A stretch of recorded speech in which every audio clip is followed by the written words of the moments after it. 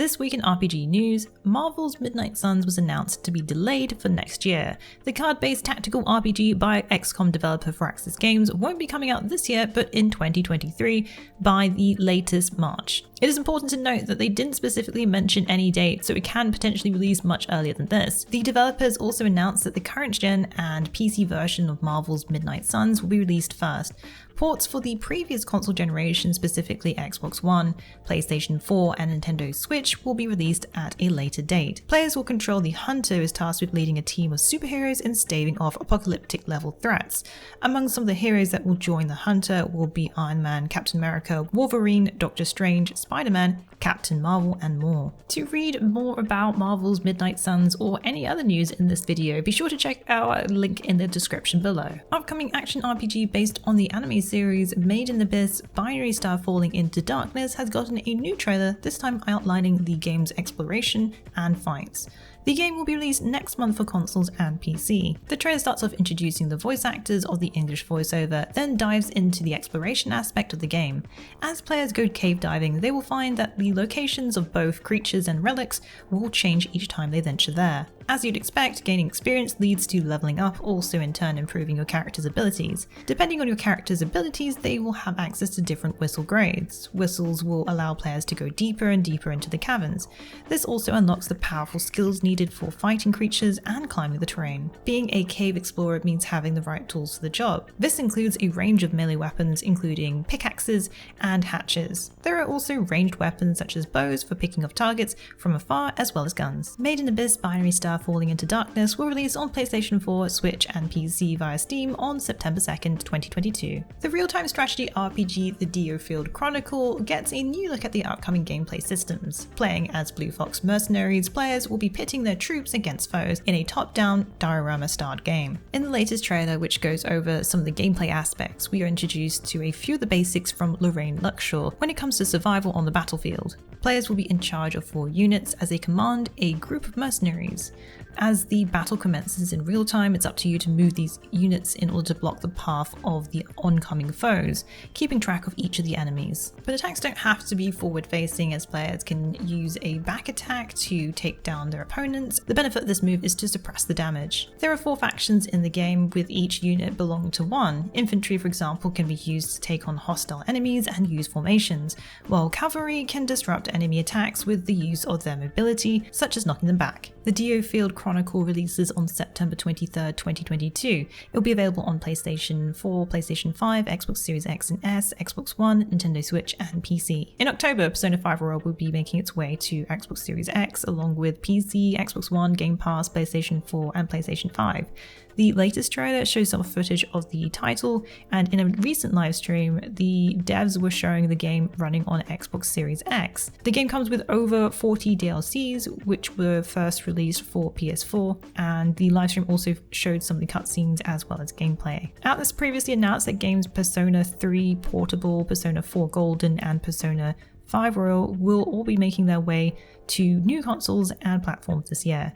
So far, only Persona 5 Royal has been given an exact release date. Persona 5 Royal will be heading to consoles and PC on October 21st, 2022. Monster Hunter Rise Sunbreak got its title update 1, which released on August 10th this week. Monster Hunter Rise Sunbreak's first major update brings 4 new monsters for hunters to slay, specifically 4 new variants of existing beasts. The loosened Nagakuga, which is a rare variant of the Nagakuga, the Seething Balzaguys, which is an even more dangerous than the existing one, and then there's the silver and gold versions of Rathalos and Rathian respectively. The update also introduced a new location as well as some new quests related to anomaly research.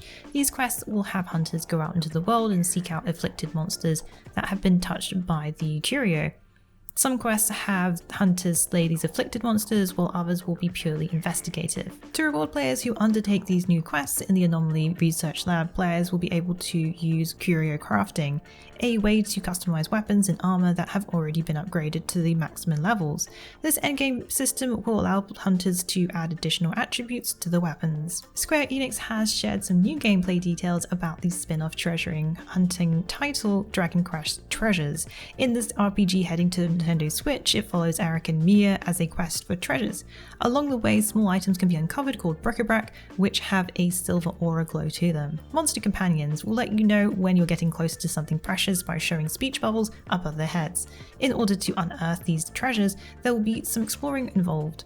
Firstly, players will need to decide which islands to send Eric and Mia to. These are protagonists from Dragon Quest XI. This is seen through the eyes of your monster companions. Each monster has a different kind of treasure vision. For example, Muckingham's vision is precisely as it sounds, a muddy view of the terrain. Dragon Quest treasures will be coming to Nintendo Switch on December 9th. Pre-orders are now available for both physical and digital versions. 2 new trailers have been released for upcoming Star Ocean: The Divine Force, which will be released this October.